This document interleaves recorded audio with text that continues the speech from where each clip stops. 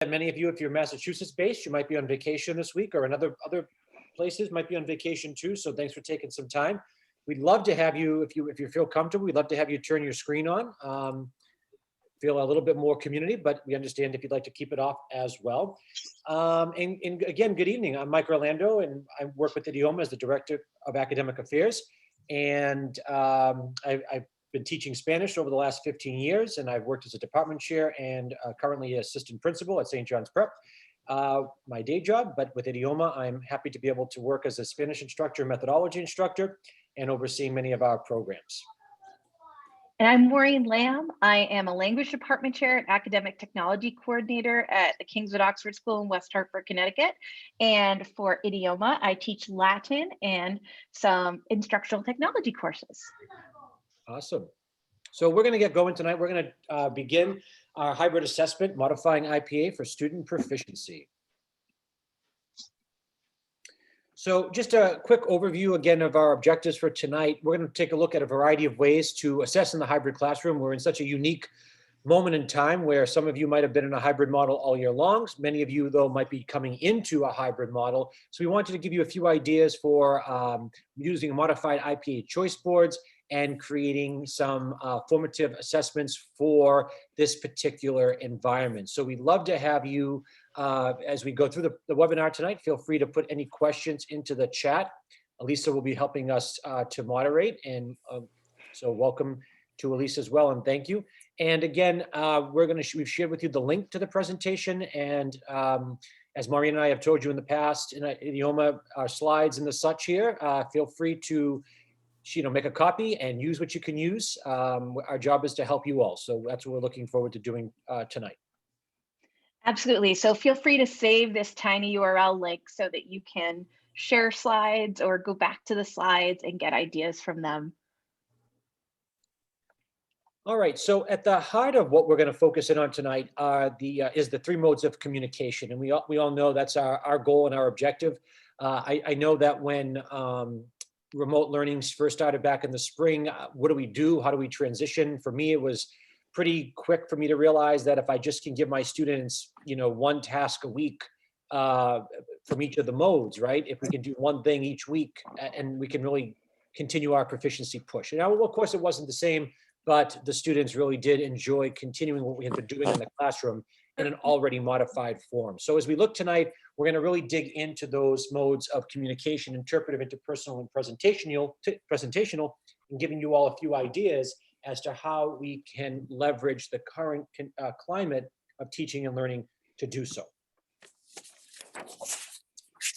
We'll start with some interpretive tasks right now, getting that going. And you can see from the little infographic here, we can look at a number of ways, interpret and analyzing, but through meanings and context and observation, understanding. So we'll get into the heart of the interpretive mode.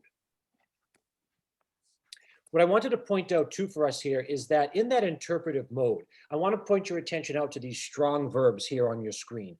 Look at these ideas of recognize, understand, analyze, and infer. And I think if we look at them in a kind of a graded way, we can kind of go from that low to mid to high within a particular level of proficiency. So in that interpretive mode, as we're writing those rich objective lesson plans and our objectives are there, keeping those strong verbs in mind are really going to be handy when we look here at the right, when we try to develop interpretation of what the author, speaker, or producer wants the receiver of the message to understand. We think that we know it's that one-way communication. So how can we develop that understanding and then take it that step further to level up, to analyze, and to infer as we go through a particular proficiency level as well? Knowing that as we go through the interpretive mode, you do have that basic comprehension understanding at a very baseline approach, but how do we get to the student to move from comprehension to interpretation, to analysis, to inference? And I think that's kind of the key for what we can do with some of our platforms that we're going to share with you tonight. And we know through the medium of reading, websites, stories, articles, a number of different platforms, infographics, right, listening to messages in commercials and TV shows, all of this contributes to that interpretive mode. And so as we go through this, we're going to look at these can-do statements.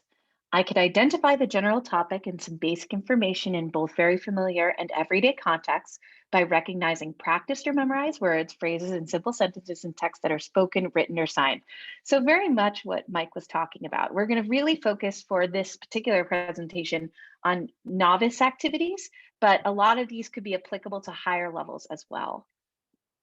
And so again, just going over these, and it's always a good reminder, at least for me, when I'm setting up choice boards for students, to really think about what is it that I want students to learn. And as I mentioned to some of you last week in the choice board presentation, or was that 2 weeks ago? I forget, whatever it was. I often use the can-do statements as kind of a setup for students. And then at the end to have students reflect on what they learned. And also I use it to inform when I create rubrics. So I find that the can-do statements can be really valuable for that.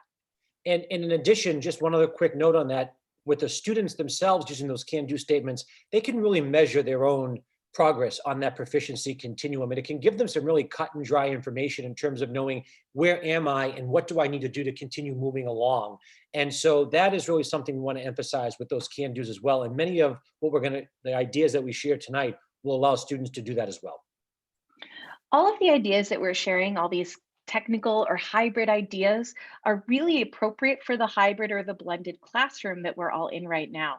So before we share our full choice boards, which we will at the end, we're going to go over some of the technology tools that might be useful when setting up a choice board. And if you go to this slide, you can see all of these will be linked below. So if you go through and you want to find it, these pictures are all linked. So the first thing is something that I've been using a lot for interpretive mode, and that would be Go Formative. Has anyone here used Go Formative before?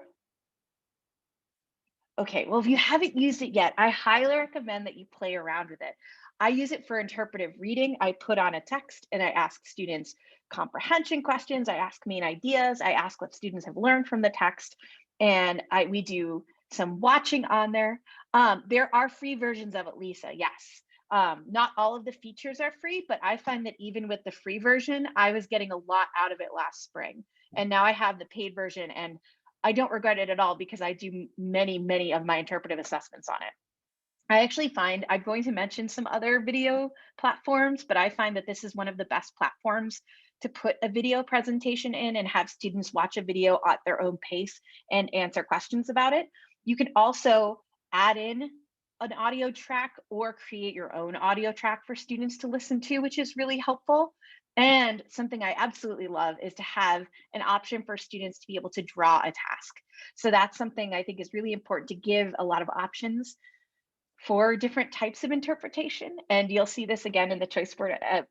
We like to give a lot of options. We want students to be able to express their interpretation in a variety of ways. And again, you can add documents, pictures, videos, emojis, and GIFs. And honestly, I add emojis and GIFs to almost all of my assessments because I feel like it makes students smile and takes away a little bit of the pressure and the stress that might come from having something that they're being assessed upon.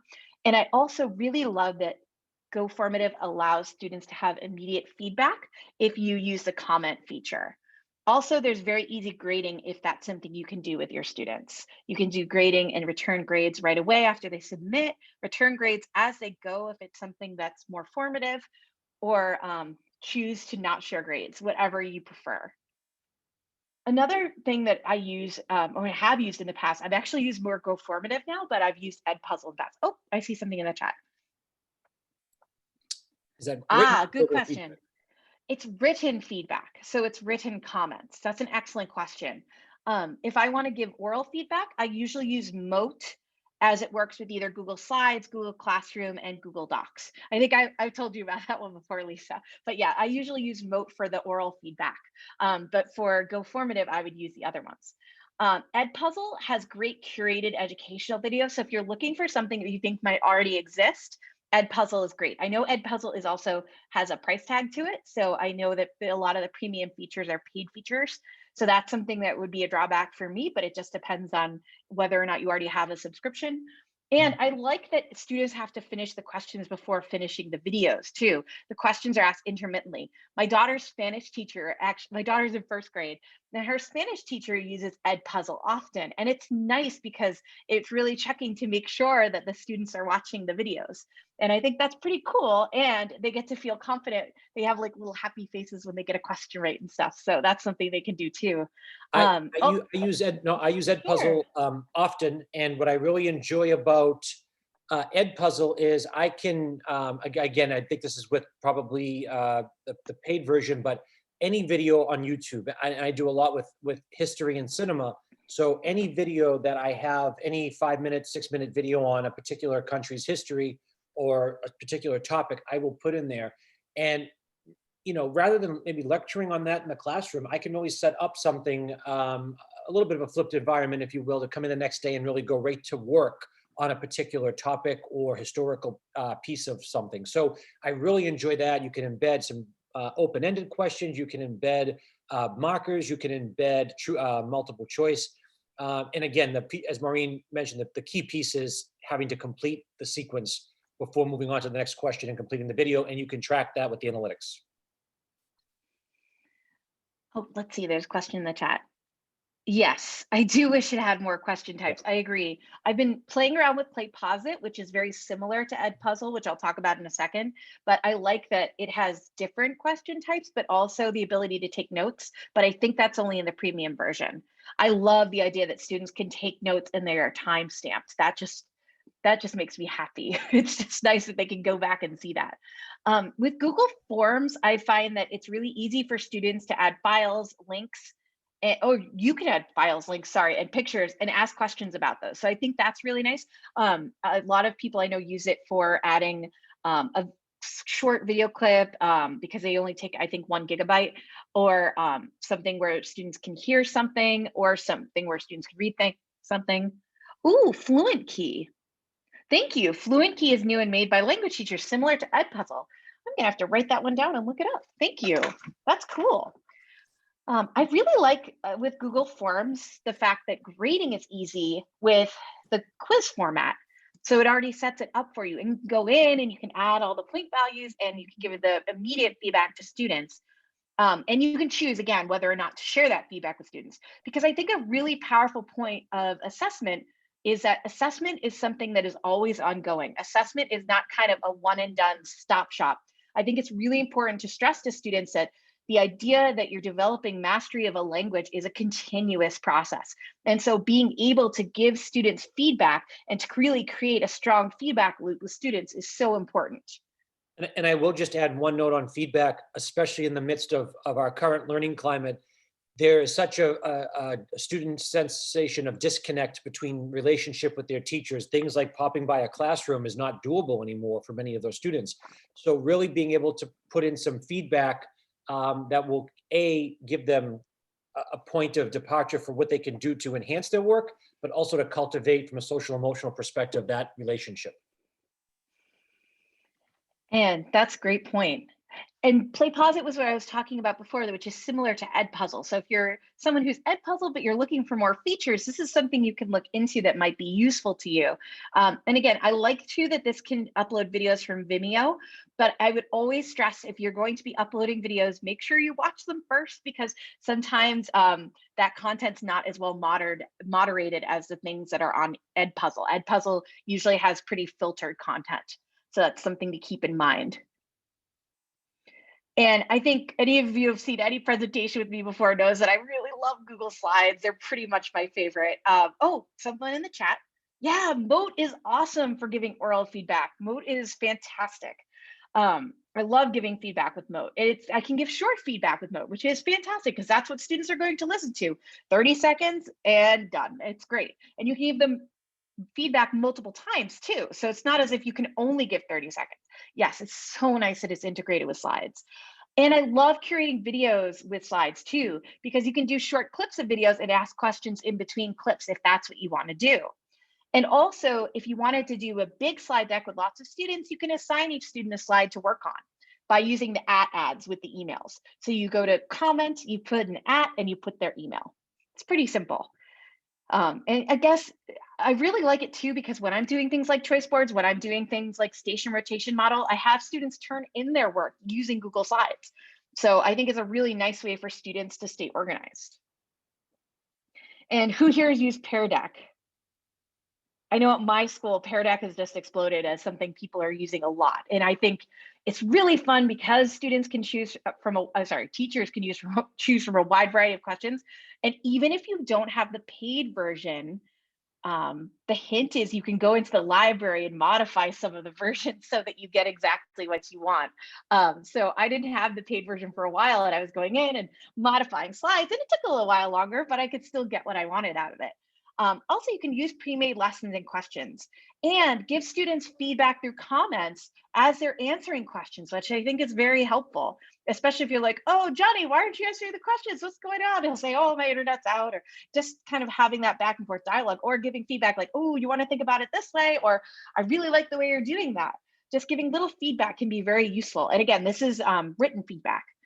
I also really like the social emotional learning checks in Peer Deck. I think just starting class with asking how are students doing? What's filling your bucket? What's draining it today? Or how are you doing on a stress level of 1 to 10? And making an option for students to answer, but making sure that we're taking care of that for our students as well can be very important.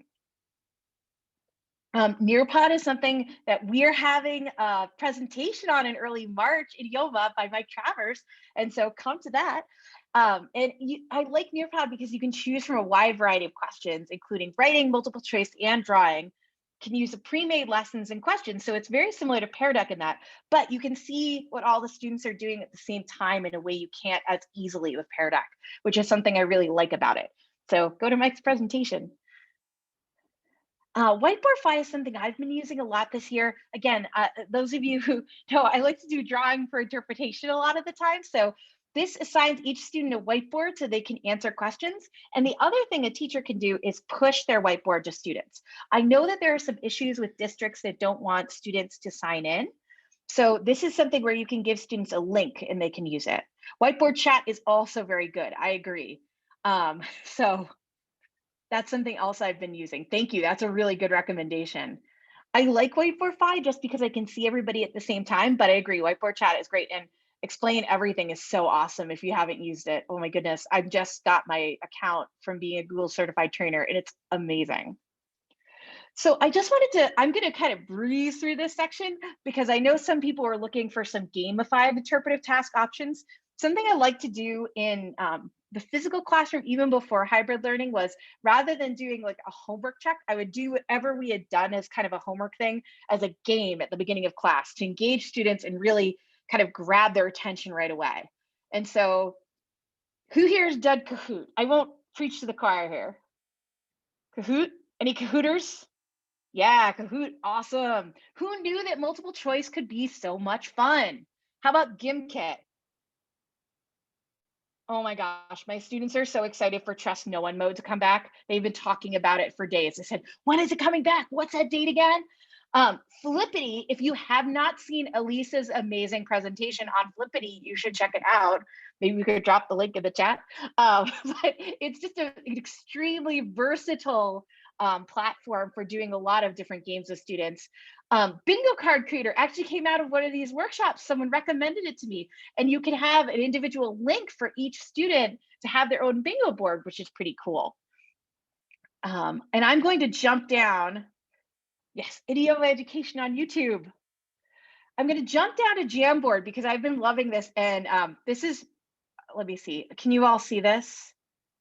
Okay, this nearly made my students want to jump each other in class through the computer screens. Has anyone played Fly Swatter before? Oh, okay. So what this is students, oh no, it's not loading. Okay, there we go.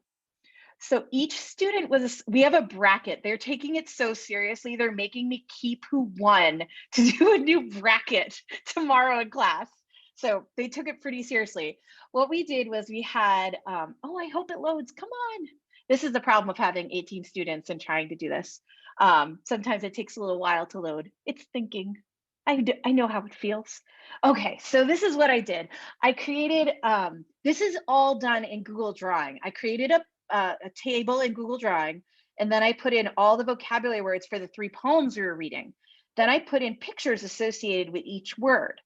Now, students could choose what they wanted to for this fly swatter. So this person chose a red fly swatter. This one chose a black fly swatter. I had students choosing feet, hands. Someone chose their dog because they said their dog eats flies. It was just kind of a fun way for them to individualize their fly swatter. And so what they would do is I would be reading the poem in English, and I would come across the word, and they'd be like, oh, it's that word. And then they both move their fly swatters, and whoever moved the fly swatter to the word would be the one who would get the word, and they would get the word by dragging the picture under their name. Now, the fun part was that sometimes there was a dispute as to who got there first. So I actually had to split the class so that a third of them were judges at the time. So they had to watch the other kids like fly swatter and do the judgment of who got there first. So like I said, this was completely by accident. I did a bingo board that turned into a fly swatter, and it was super fun. So this is a great way to do kind of a little homework check, a great way to check for interpretive assessment. I've also linked bingo boards here, a number guess. Oh my gosh, in Jamboard, let me just show you. You can erase. It's so satisfying. I'll show you very quickly if it loads. These appear to not want to load on me tonight. I will try my best. Yes, the delay does make it hard to tell who gets there first. And so it was super fun to therefore have a referee. And the students took their refereeing gig very seriously. So this is a manipulative, but this is fun. So what I did was I put all the answers in here, and then I had students try to match the answers, and to check their work, they could just erase the highlighter. Isn't that fun? I use that for doing translations too. For my AP Latin class, we've been reviewing translation all week, and so we had erasable translations. So a lot of things you could do with this. You could do fill in the blanks. You could do Mad Libs. You could do all sorts of cool things. So feel free to check all those out. And finally, Google Slides. I've probably talked a lot of you about Google Slides before. So please feel free to use any of these and check them out and ask any questions you have. And Quizlet, I also really love using Quizlet. I have class sets that I create for my students. Sometimes I have students create class sets that they'll share to the class. I also love doing competitions with Quizlet Live, either in groups or individuals. Again, this could be a great kind of warm-up activity. Make sure students did whatever their independent work is. Also using diagrams, taking screenshots of things and using them as diagrams and having that be the flashcard can be really fun too. And Book It. I know Lisa was saying she loves this. Again, another way to review interpretively with the students. So next we're going to talk about interpersonal activities. One thing I want to just say about some of those interpretive is just the level of engagement, right? This is what we're striving for right now, is ways to engage these kids to want us to help them continue to be lifelong language learners. This is a really tough scenario for us to kind of kick that to them and really expect that. But the more we can engage them to have them involved in the creating of the language and understanding the language, the better off we will be. I think, and Maureen will attest to this, I think with many of those platforms, the tough part is for us is it requires a lot of effort and time to make these things. And most of us would probably have, teach more than one level of something if you're not the only one teaching it. So then you've got a lot of preps. So you really have to pick and choose, but try to find one or two and really work to develop those. Absolutely. And steal templates from people. Please Yes. steal my templates.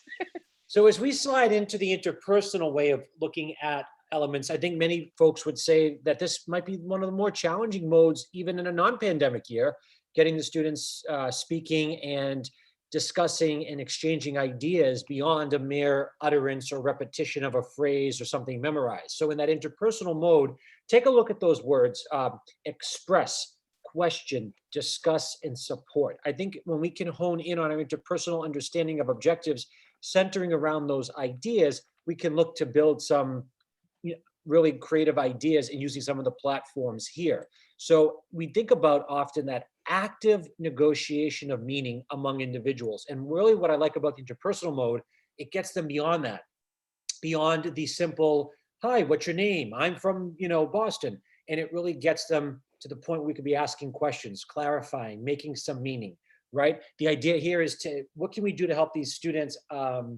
participate in such a way where they can make an observation? and leave their classmate or friend with a thought, and then that allowing for a rebuttal. And that's really key as well. And what's fun about the interpersonal mode when we get them in conversation is that this can be on the fly, and as it should be, as it's more spontaneous in nature. And we know through speaking and listening and interpersonal writing, we can really begin to engage and attract the students' attention in the interpersonal mode. And when we look at the can-dos, right, around that interpersonal task in the novice low to mid-range, we're looking at the students understanding and thinking about some ideas, information on familiar topics, right? And therefore using the ideas of a series of words to phrases to sentences. And I think this is what it is that we want them to be able to begin to do on their own, is really derive meaning from these utterances and really extend that conversation along the way from what's memorized to then what becomes spontaneous. And so here are some ideas for tools. I know a lot of us know how to use Zoom, but that can be used as an interpersonal tool. Especially, I've had students film themselves having a Zoom conversation with another student, again, an extemporaneous conversation. A lot of us use Flipgrid, and again, these are all linked, and all of the little pictures are linked to the actual tool. So just in case you didn't know, for Flipgrid, I think it's really, I know some districts can't use Flipgrid because it takes student information, but I think setting it up so that students have a prompt where they can respond and then respond to each other through video can be really powerful. And again, making sure that you give students the power to respond to each other, it can be really helpful and fun. And honestly, it's really nice for students to be able to see their faces without masks and talk to each other without masks on. I think that was something that students most noticed when they were using Flipgrid is, I can see the bottom half of everyone's face. It's great. So that was really helpful. I use Google Classroom all the time for interpersonal exchanges that are extemporaneous writing. Oh, let's see. Okay, so students would have to actually download Mote themselves as a Chrome extension, and then they can use Mote on the different Google tools. That's an excellent question. So I like students using, and again, I don't know what the permissions would be. I know that my school is okay with the students downloading Mote. I'm not sure what extensions are included. They have to be on a certain list at my school, so I'm just not sure what they would be, but it just depends. So I love using either the question feature or the stream to set up something where students can have extemporaneous conversation. And I try to make sure it's extemporaneous by giving students a certain time limit by which they can respond to each other. And for my lower levels, I have students do it completely in the target language for Latin, but for upper levels, where unfortunately the Latin AP is in English, I have them use Latin evidence for that to make their points.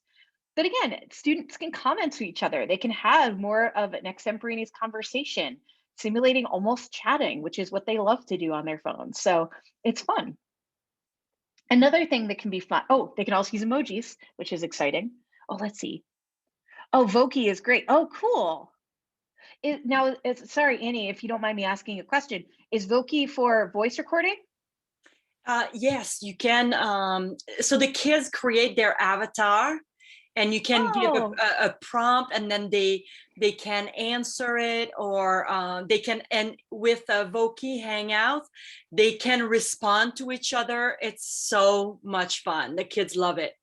That's awesome. I'll look into that. Thank you for the suggestion. And they have free, but you're very limited with the free ones. Okay. But if you have the chance, like your school can pay for the classroom, which goes with Hangout as well. Mm-hmm. It's worth it. The money, it's worth spending the money. Thank you. So Google Meet, similar to Zoom, you can have students, if they're allowed, record themselves speaking to each other. Mote is something that we've been talking about, so feel free to check that out. Again, these are all linked to the pictures here, so if you want to check out the sites, feel free to go through. Parlay is very cool if you want to do full class discussions, especially in the target language. It can track how many times students interact. It can record the conversation. You can give feedback on the conversation. I know there's a free trial. Oh, Lisa says, can you have them Moat and Google Docs as well. Yes, absolutely. And so Parley is something that I have some English teacher colleagues who have used it, and I used it a bunch last spring when I was having spiderweb discussions, and it was very useful, but you could also use it with a small group of students, again, to track participation in conversations and to take notes on what they're saying. One note though, if you have a tablet that you can download it on, that's probably more useful, because if you can kind of bop back and forth with the touch screen, it's a lot easier. Explain everything. I just told you how excited I am that now I have an account for this. It's a really cool collaborative whiteboard, and you can push items to students that are sharing a whiteboard, such as videos, pictures, and audio, and then students can comment and have a conversation back and forth by text or by audio, just about what they're seeing and what they think about things. So that might be a really cool way to set things up. I think it's pricey, but I think there's also a free trial. So if it's something that works well for you, I would recommend it. Again, I'm excited to try it out myself. And finally, Jamboard. I love Jamboard. I think it's really wonderful to kind of be a prompt for students to have conversations. And I use Jamboard as a place for students to record their answers to things, but also as a way for students to record their conversations that they're having in breakout rooms. When I give students breakout rooms in Zoom, I pop through the breakout rooms, but there's no way I could hear everything everyone's saying all the time. So I have students kind of take notes and record conversations as part of what they're doing in those breakout rooms on Jamboard. So that's something you could have students do. And now we're moving on to presentational activities. Excellent. And just one other item, it always makes me think when we talk about the Zoom room breakout, I know it is a most frustrating aspect of teaching right now, especially in a language. When we would normally walk around the classroom, I always have my students grouped up. They know that's one of the first things they do when they come into my room in a normal year, and I get to spend time with each group. That's a challenge this year, right? Because you really can't traverse things as you could. You have half in front of you, maybe half at home. And I spend time in the breakout room. I make the students in the classroom join from their device in the breakout room. I mix the students by cohort, so that way they get to know each other a little bit better. And then I spend some dedicated time in a particular breakout room or two. If I send into breakout rooms a couple of times a week, I space my time so I can realistically kind of assess and give feedback or grade as needed. So I would caution you from trying to be in everyone's breakout room all the time. And then you know what happens. I mean, obviously the students, by the nature of things, will probably get off task if you're hopping around a lot, but if you can spend some concentrated time, that's something for a breakout room that's been working really well. So that's as a we great talk suggestion. yeah, thank you. So as we talk about that presentational mode, and again, I'm really honing in on these active verbs, this idea of narrate, explain, articulate, and deliver. And truly with the presentational, whether it's off the cuff presentational or the more formalized and polished, we are looking for students to create something to then share out with their classroom. So it's that opposite of what they're creating, that the interpretive piece for the students in the classroom to interpret what they are presenting and what they are creating. And many times, like alignment with the AP exam, we're looking to narrate and persuade and explain using different sources. So let's get them practicing that from the very beginning of level one. And again, it's that one-way communication where the student is presenting and really getting the students, and again, I want to emphasize that polished and that more spontaneous presentational aspect as well. We want to get the students ready for real world tasks. They know those are going to be two different tasks that they're going to deal with. So again, really getting them this idea of narrate, explain, articulate, and deliver.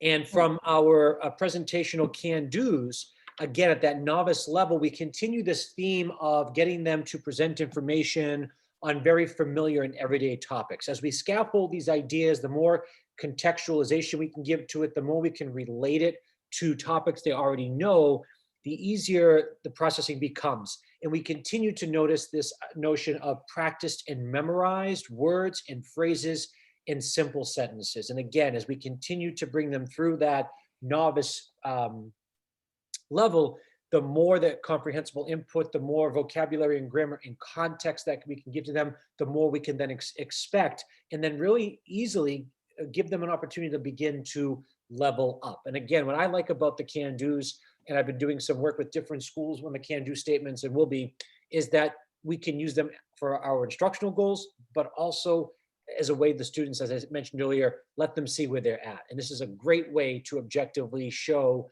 where students are at. And it's a great tool when you're talking about class placement for the following year. You know, if you know the next level is going to include X, Y, and Z, the students can really work toward that as well. But take a look at these. You can introduce myself, right? Express my likes and dislikes, naming familiar people, places, objects as we look at the low end of things.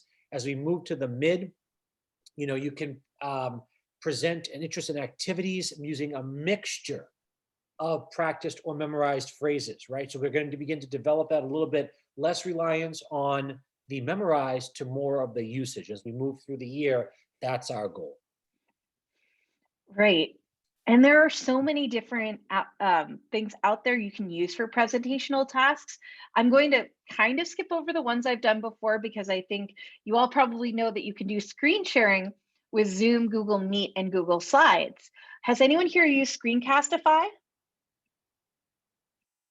I really enjoy using Screencastify, and I think that the 5-minute limit is kind of perfect too, because really, do we want students having more than a 5-minute presentation? Do we want teacher videos to be that much more than 5 minutes necessarily?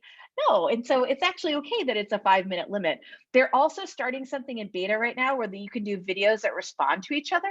So that might be fun for interpersonal once that becomes live. Flipgrid also does screen sharing videos, which is something that just came out last spring, which is very cool. And so if you're allowed to use Flipgrid, I know a lot of districts aren't, that's a really good thing to use. Prezi is very cool. It's an older tool, at least that I know about. And again, you can create a presentation with a video to share, and it can look very professional as the camera moves around. However, it does sometimes make people seasick if you go too fast or make people feel uncomfortable, so don't do that. But it's another tool that you can have in your tool belt to add to this. Traditional PowerPoint presentations are still awesome, and they're really easy to digitize now.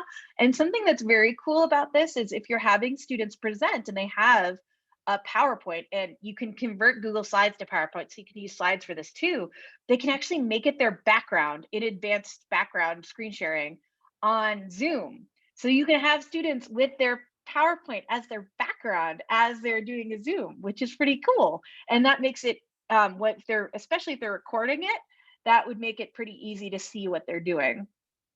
Also, Loom is free for educators, and Loom is a great tool. I love that students can easily create videos for free on it, and they can share directly with each other if they're all signed in, or they can share using links, and they can download it on their computers and upload it to different sites. They can upload it to Google Drive, they can upload it to YouTube, or something I would love is when my students do it, they upload it to their Google Drive, and then everyone shares their video on a Google site. Make it something public, make it something students can share.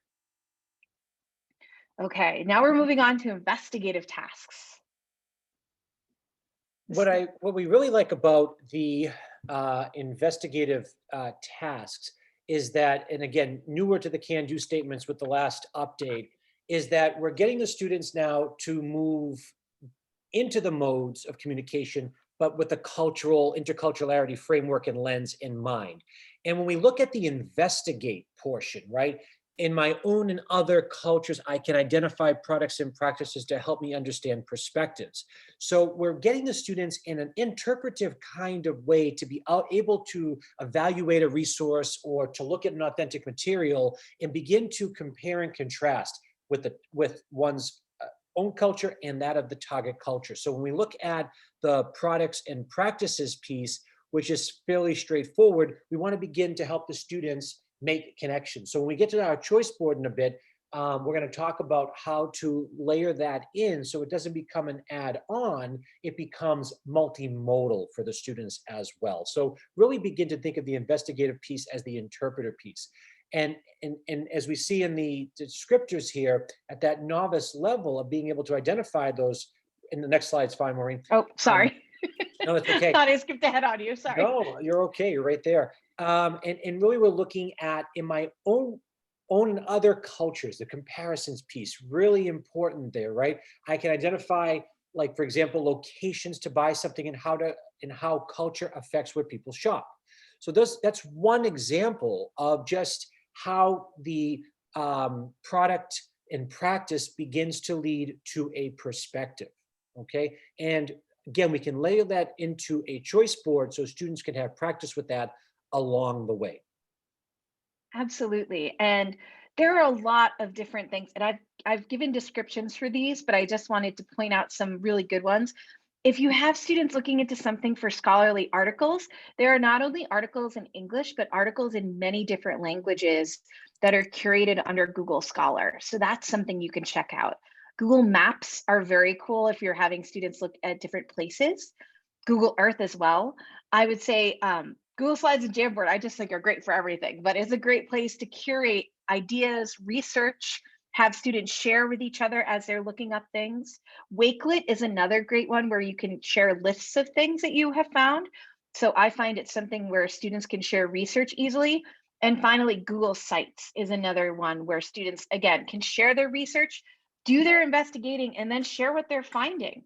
And again, these would be more like brainstorming and sharing things. This would be kind of more for the final product, or if you wanted feedback on things. So I think that can be really, really helpful. And investigative tasks can really run the gamut. It's really, what are students going to look at about the cultural products and practices that you're learning about? And so you can really adapt investigative tasks for any unit. And I'm just gonna pop down here because I don't want to run out of time too much. And the students are doing the work here. This is very Yes. different than in old school ways of giving them a reading and answering questions on that investigative piece. We are asking them to come up with the information. And this is going to be something that's going to build, right, the classroom knowledge. And these might be ideas that come up that you as the language teacher may have heard about, but may not be as familiar with. So if you keep that investigative piece going and keeping it fresh, you're building the knowledge base in that classroom as well. And Stephanie mentioned Venn diagrams in Jamboard for sharing and brainstorming. Absolutely. I love those. Those are awesome. And I think anything we can have students collaborate on like that is wonderful. Oh yeah, See, Think, Wonder too. Absolutely. Those are great. And in the interact, and again, this is the second part of that intercultural can-do statement that was added in 2017. But really what we're trying to do is to develop the interpersonal intercultural approach to language learning. And so when students are interacting, they're interacting with others in and from another culture, right? Whether they're doing that, in an interpersonal way, through different means of communication, I can interact at a survival level in some familiar everyday context. So through language and behavior, we're now beginning to see how this is more of the interpersonal modal approach to cultural investigation. So once they get that information, what are they going to do with it? How are they going to develop it? How are they going to negotiate meaning and really interact with a classmate or somebody in that target culture?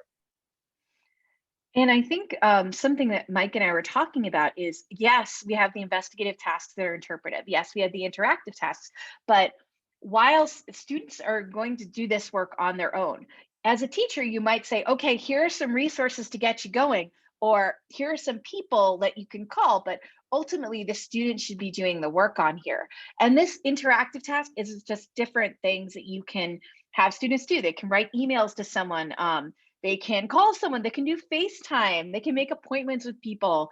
And I think that, or get ideas from the community. I think we all have school communities that might have links to things that we're learning in class. And so really taking advantage of that, especially now when everyone's meeting on Zoom for the most part, or Google Meet, I think that's a great time to take advantage of it. But again, something that we're going to jump down to the choice board now, and something to keep in mind, this is a modified integrated performance assessment. Again, this keeps in mind that we are not just using the 3 modes of communication, but we're using the 2 intercultural communications and competency modes that were added in 2017.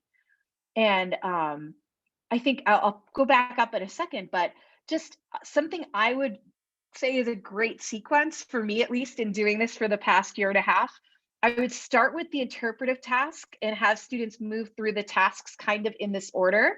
So interpretive, interpersonal, presentational, investigative, and then interactive, because I think each task builds on the other, and the skills that are learned in each task really kind of drive what the next task will do. But I just want to go back up to see, oh, and now it's, let me go back just so we can talk about what the unit that we have as a sample unit for the modified integrated performance assessment. And we selected food because we know that typically throughout the novice level at some point in a school year, everyone talks about food, right? And really what we're trying to do is thinking about ways in class as a synchronous task, what can we do to get the students engaged in making meaning and using the language? And here we have a few different ideas that can be used in a way that can be done synchronously, right? In the classroom, pictures, a word wall, and a number of these applications can do so, a movie talk, acting out, right? Exploration, doing some research. And then of course, we're looking at some independent work as well, asynchronous, and that's what the choice board will bring us into. And something that I think, oh, let's see, something in the chat. Oh, that's such a good question, Stephanie. And one of the things that Mike's really good about reminding me about is that not everyone does high tech stuff all the time. And so really making sure we have a variety of options, high tech and low tech. And I think that that's been really helpful for me in my classroom this year to think about different items, because I have some students who are super excited about technology, and then some students who would rather not be doing as much with technology. So keeping, so the low tech tasks would be blue, and the high tech tasks are red. And so this is what it looks like. And so we have, yeah, and we really wanted to demonstrate that just because we're in this hybrid environment, you don't have to necessarily relearn everything that you do should be new with a new piece of technology. That kind of defeats the purpose, right? We can't reinvent everything, but we wanted to give options because some people do like to reinvent and reuse. Others, for their sanity and for pacing, need to adapt some of what they're already doing. So that's why the color code. So that's a great clarification point. absolutely. Now, we probably won't get to every item on this board, but I just wanted to show you all of them are linked. So if you want to click to this, it goes right to the slide that it goes to. So the interpretive reading menu, and this would go to a Go Formative that is linked to this. And can you all see the formative loading? Okay, wonderful. This would be a menu, and then this would be in the target language. I don't teach Spanish, I teach Latin, but this could be something that would be very helpful. And again, adding pictures, and as students are answering, you can view their responses and give them feedback. So there's some really cool things about using that. And this is a great example. This is a great example of keeping the authentic resource to the point, to keep their attention, keep them engaged. So an infographic, a menu, something that's real world is going to be really helpful. And then, with the different tools like the Go Formative, for example, inserting an image, really easy, real straightforward. The questions can flow, and this makes something that is authentic, real world. And here you can have songs. Oh, nope, don't play, please. Oh, yes, I know you're still playing. There we go. You can have commercials, which I think are really fun. There's only about 2 commercials in Latin, sadly, but there's some about Latin, so that's fun. You can have students read reviews for restaurants. Again, you can load all of these onto Go Formative, and these are all links to different formatives that show that. And so read a review for a restaurant, and then say whether or not you'd want to eat there because you read the review, showing your interpretation. And here are some additional types of interpretive tasks, but really you can get creative with this and see what would work best for you and your students. Next, we'll talk about interpretive tasks. I know we talked about this a bit already, but using Flipgrid to respond to each other's food preferences, doing interpersonal speaking or writing, and Padlet. Who here's used Padlet?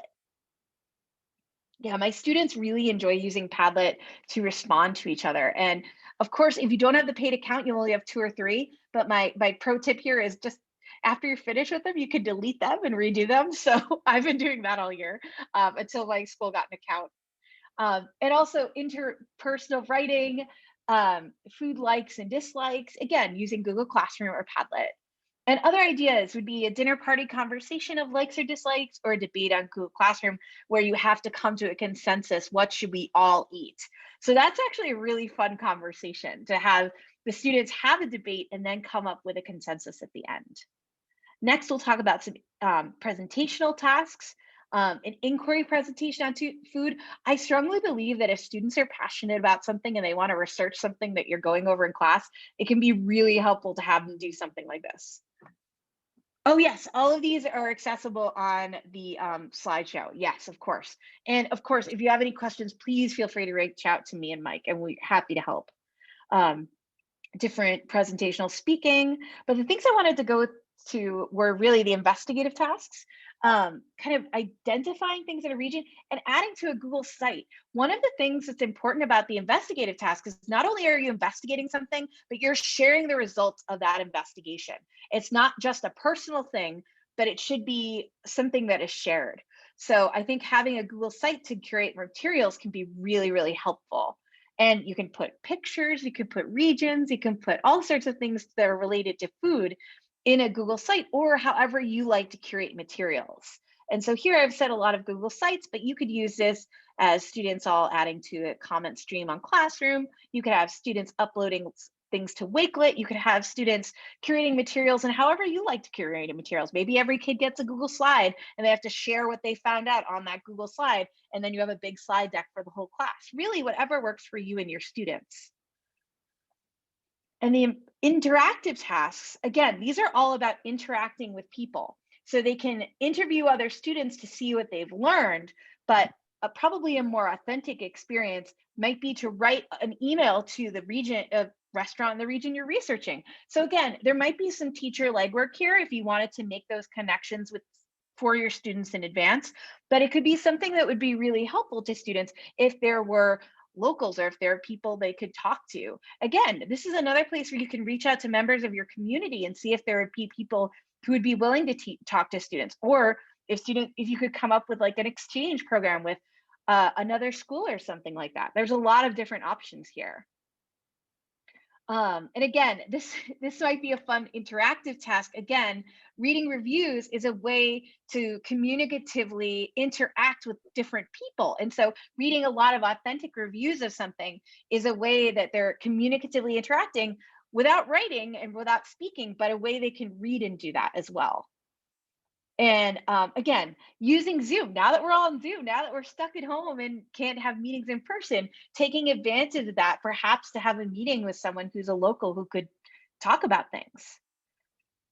And so this is another, oh, I'm gonna go back here. So we're out of time. Here are some additional resources. And again, please reach out with any questions. My email's here, Mike's email's here, and also feel free to follow us on Twitter. I know we both post things that we are sharing on this. And I think just some upcoming programming. Mike, did you want to talk about this? Yeah, just again, check us out. We have a number of different courses coming up. You can see here SEI endorsements. We have digital tools class coming up in the spring session, assessment in the world language classroom coming up in our spring courses. You can see our different language strands through the different culture and literature courses we're offering for teachers, as well as our methodology classes. So there's a lot to check out. Direct your attention to the Summer Institute. We're doing best practices, our second session on the new volume from Glisson and Donato. So check us out. And just one other quick comment I wanted to say on the choice board. You can use those for homework assignments over the course of a period of a few weeks. It can also be a way to differentiate the assessment choices for students so they have a little bit of voice and choice in their assessment during a particular classroom assessment. So feel free to use the modified choice board to help you advance the cause and proficiency in your classroom. The digital tools class is taught by our colleague, Julie Kremen, and she does a phenomenal job. She's a digital learning specialist and teacher mentor, and she does a great work with the digital tools of the world language classroom. So we are all in collaboration, but she's the one doing that. So again, thank you all. We'd love to stay on if you have any questions we can help you with or any ideas you may have. If not, continue to check us out at Idioma, our social media and YouTube for more great ideas. Have a great evening, everyone, and enjoy the week.